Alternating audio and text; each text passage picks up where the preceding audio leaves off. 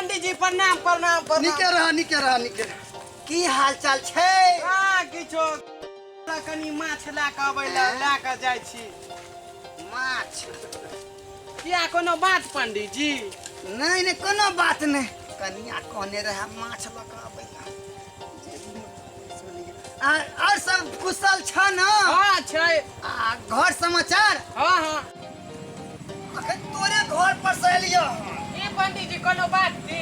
तोरे दियाद जे छ रामचलितर, हाँ वह फोन केने रहे। हाँ ओकरा मुंबई में जन्मासूत भ गेले हन। जन्मासूत? हाँ। बढ़िया न बात। दरपुर बच्चा बढ़िया बात। अरे जन्मासूत में लोग माछ नहीं खाइयो। माछ? हाँ। माछ नहीं खाइ छै? जजमान हाँ। ओना कोन माछ ललक हन? ई 150 रुपये किलो दलक पूरा छोही देखै छ। ई माछ का फ्राई आ आशीर्वाद वाला आटा स्वादे कुछ। कहलिया की बात बाकी तोहर मर्जी, तू अपन जे कर, हम जाय छी। सुनू ना पंडित जी, हाँ सच में नहीं खेबै? जन्मासूत में लोग माछ नहीं खाइयो। आप की करबै माछ क? की करबी? ककरो दऽ दीही अच्छा गरीब दुखिया आदमी के। ठीक छै। सुन न कहै छियो, साफे बुढ़बा के छ मगर जब केकरो देबे करबी तो पंडित जी के दान क ले, आशीर्वादो देबो। एहि सब बेसी पुण्यो नहीं होय छै। ठीके कहै छी पंडित जी अहाँ। हाँ लियो हमरा दऽ दे, चलि जो घर। ठीक छै। ओह ताजे बुझाइए, अखने मारलक हन। ई माछ के तरकारी जे दुनू प्राणी खेबै न, अलगे मजा छै। ओह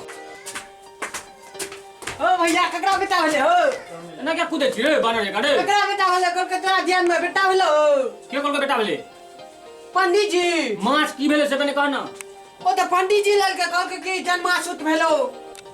ककरा जन्मास की भेले ककरा? अपना ध्यान में ककरो बेटा नहीं भेलै? तो पंडित बा से कहूं तू ठकेला। ओ हमरा बुढ़ेला तू दूगो नमरी। अच्छा पंडितवा से बदला लेबै। ओइ दिन का मजा पंडित जी के।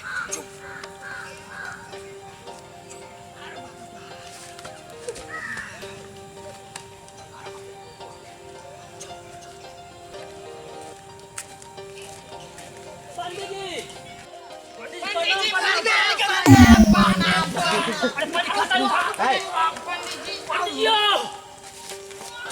की करते आप? पंडित जी का अवस्था भए गेले। कतौ गेलिए? पंडित जी एना कतो कोई प्रणाम केलकै हन रे डार बाप रे बाप। करना ने ता केलो। अरे अब कते कंठ टाइप का प्रणाम ई बात है पंडित जी, बात है। अरे सरकार छिए सरकार। बुझलिए ई सब कतौ सो? एगो श्राद्ध मम दिलकै हन। चल पंडित जी के गांव पर पहुंचा दे छी। नहीं चल जेबै। पहुंचा दे छी की है? चल जेबै। बड़ भारी है यो। हां अहाँ के अवस्था भए अब देखिए आप पूर्व भाग में पहुंचा दे छी। दूर भगवान के कदी दूर गेलौ। नहीं अहाँ आराम से पहुंचा दे छी। अखनो वे जवानी य। आराम से आओ, चल पहुंचा दे छी। सुन न रहो, पहुंचा दे छी। हम चल जेबै कहुना कते। आओ न पहुंचा दे छी अहाँ के घर में। निश्चिंत भए के रहू ना घर पर। पंडित जी माछ याद करियो। हां माछ छोही वाला हमर जे ठकने रहिए याद आयल किछो? माछ कनियो पाइ के छलो। यो बहुते सामान छै।